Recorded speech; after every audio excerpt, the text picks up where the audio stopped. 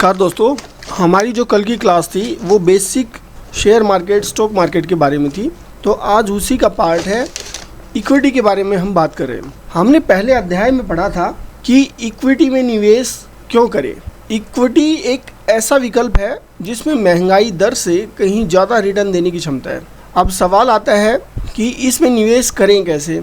तो इसका जवाब जानने से पहले ये जानना ज़रूरी है कि इक्विटी में निवेश कौन कौन से लोग करते हैं और ये पूरा सिस्टम कैसे काम करता है। इक्विटी में निवेश करते समय एक शब्द आता है बार बार, ट्रांजैक्ट। ये ट्रांजैक्ट होता क्या है का मतलब होता है खरीद और बिक्री। मतलब खरीद बिक्री के स्टॉक मार्केट में काम नहीं कर सकते हैं। जो शब्द बार बार आएंगे आपके अभी स्टॉक मार्केट या शेयर मार्केट के काम में, वो मैं बीच बीच में आपको सभी को बताता रहूँगा कि ये शब्द क्या होते हैं। तो ये शब्द है ट्रांजैक्ट, जिसको खरीद और बिक्री के लिए यूज किया जाता है। स्टॉक मार्केट इलेक्ट्रॉनिक रूप में होता है। पहले होता था हार्ड कॉपी मिलती थी, लेकिन अभी पूरा इलेक्ट्रॉनिक है, कंप्यूटराइज है। तो आप कंप्यूटर के ज़रिए इसमें खरीद बिक्री का काम करते हैं। अच्छा, इसमें एक बात का ध्यान रखना बहुत ज़रूरी है कि खरीद बिक्री जब भी होगी, बाई एंड सेल जब भी होगा, तो वो बिना ब्रोकर के नहीं हो पाएगा। और ब्रोकर्स उसे बोलते हैं स्टॉक ब्रोकर। और स्टॉक ब्रोकर ही एक ऐसा माध्यम है जिससे हम खरीद और बिक्री करते हैं। तो इसके बारे में मैं आगे बताता हूँ। देखिए, भारत में, इंडिया में मुख्य रूप से दो ब्रोकर हैं। एक है BSE और दूसरा है NSE। तो जो BSE है उसको बोलते हैं बॉम्बे स्टॉक एक्सचेंज और NSE है उसको बोलते हैं नेशनल स्टॉक एक्सचेंज। ये दो ब्रोकर हैं। इसके अलावा और भी ब्रोकर्स हैं, लेकिन उनको ज़्यादा ध्यान नहीं दिया जाता या उनके ऊपर बहुत कम लोग काम करते हैं। तो उसमें आते हैं जैसे Bengal stock exchange, Madras stock exchange, तो ऐसे ही हैं ये। लेकिन स्टॉक ब्रोकर के बिना हम कोई भी बाई एंड सेल नहीं कर सकते। अब बात आती है कि स्टॉक बाजार में, शेयर बाजार में कौन कौन लोग हिस्सा ले सकते हैं और उन्हें रेगुलेट करने की ज़रूरत क्यों होती है। शेयर बाजार और स्टॉक मार्केट में कौन कौन हिस्सा ले सकते हैं। तो यहाँ पर कहते हैं कि शेयर बाजार में एक व्यक्ति से लेकर कंपनियाँ तक निवेश करती हैं। बहुत सारी कंपनियाँ हैं जो निवेश करती हैं। जो लोग भी शेयर बाजार में खरीद बिक्री करते हैं उन्हें मार्केट में पार्टिसिपेंट बोला जाता है। इनको अलग अलग भागों में बांटा गया है, अलग अलग श्रेणियों में बांटा गया है। तो कुछ एक जो श्रेणियां हैं उनके मैं नाम बताता हूँ। हो सकता है ये चीज़ें आपको काम ना आए, लेकिन इसकी जानकारी बहुत ज़रूरी है। आप इनकी जानकारी रखोगे तभी आप बेसिक से चल पाओगे, नहीं तो आप केवल बाई और सेल में फंसे रहोगे और इनकी नॉलेज नहीं हो पाएगी, जो आपको बहुत ज़रूरी है। तो आपको जब शेयर मार्केट में काम करना है, पैसे शेयर मार्केट से कमाने हैं, तो यहाँ पर इनके बारे में बहुत ज़रूरी है आपको पढ़ना। तो कुछ कैटेगरियाँ मैं बताता हूँ जो मार्केट पार्टिसिपेंट्स की है, जिसमें है डोमेस्टिक रिटेल पार्टिसिपेंट। तो ये भारतीय मूल के नागरिक जो भारत में ही रहकर काम करते हैं, उनको एक अलग श्रेणी में रखा गया है जिसको डोमेस्टिक रिटेल पार्टिसिपेंट बोला गया है। और जो कि हमारे और आप जैसे लोग हैं, तो पहली श्रेणी आती है ये डोमेस्टिक रिटेल पार्टिसिपेंट। इसमें दूसरी आती है NRI और OCI। ये क्या होते हैं? ये भारतीय मूल के बंदे होते हैं, भारत के रहने वाले होते हैं, जो कि विदेश में रहते हैं। इनको अलग कैटेगरी में रखा गया है। एक है डोमेस्टिक इंस्टीट्यूशन।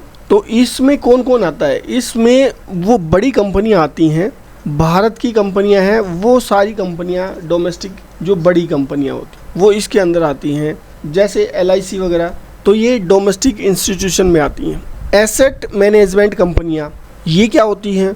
इसमें आमतौर पर घरेलू म्यूचुअल फंड कंपनियां होती हैं। म्यूचुअल फंड जैसे SBI म्यूचुअल फंड, इस तरह की ये एसेट मैनेजमेंट कंपनियों में आती हैं।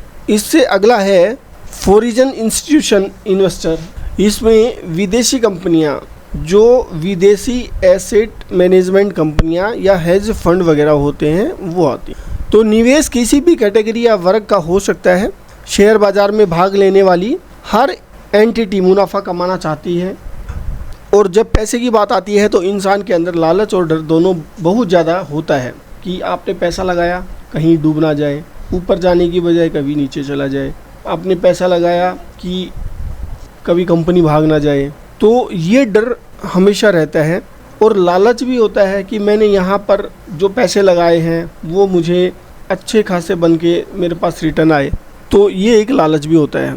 तो कोई इंसान बड़े आराम से लालच और डर के चक्कर में पड़कर गलत काम कर सकता है। और भारत में इस तरह के घोटाले भी बहुत हुए हैं, जो बड़ी बड़ी कंपनियां पैसे लेकर भाग गई। इसलिए ज़रूरी है एक ऐसी बॉडी हो जो नियम कानून बनाए और ये सुनिश्चित करे किसी तरह की गलत हरकतें बाजार में ना हो और सभी को पैसे कमाने का सही मौका मिले। रेगुलेटर्स की ज़रूरत होती है। तो जो हमारा आज का टॉपिक है वो रेगुलेटर्स ही है।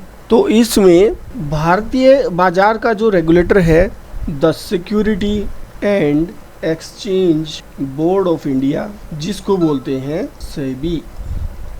तो आपका पैसा, मान लो ये आप हैं ए, आपका पैसा सुरक्षित हाथों में या सुरक्षित कंपनी में जाए और वहाँ से सुरक्षित वापस आपके पास आए, और इनके पास भी ये जो आपने जहाँ पर पैसा लगाया है उसके पास भी आपके थ्रू सुरक्षित पैसे आए और आपका पैसा आपको जब भी रिटर्न चाहिए आपको वापस सुरक्षित दे दिया जाए। तो इसकी जिम्मेदारी सेबी की है, जो कि रेगुलेटर्स है, भारत का रेगुलेटर जो जिसको सेबी बोलते हैं। सेबी का उद्देश्य है, इसका उद्देश्य क्या है, तो जितने भी आपने सिक्योरिटीज़ में निवेश करने वाले निवेशकों के हित का संरक्षण करना, विकास या मार्केट को उन्नति पर लेकर जाना, सभी के जो पैसे लगे हैं उनकी सुरक्षा करना, ये सेबी सुनिश्चित कर।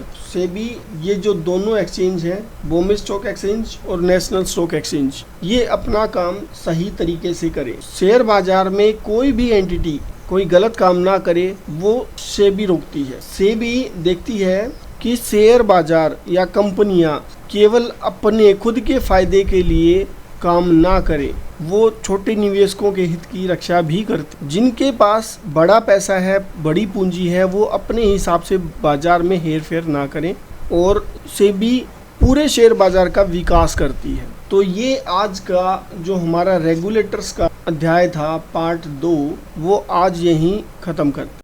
ये मैं माइक्रोसॉफ्ट वर्ड की एक फ़ाइल लगा देता हूँ साथ, तो इसमें आप ये पढ़ते रहें और इनके बारे में मैं आपको साथ साथ ये चीज़ें, ये नोट्स देता रहूँगा जो आप रेगुलर पढ़ते रहेंगे।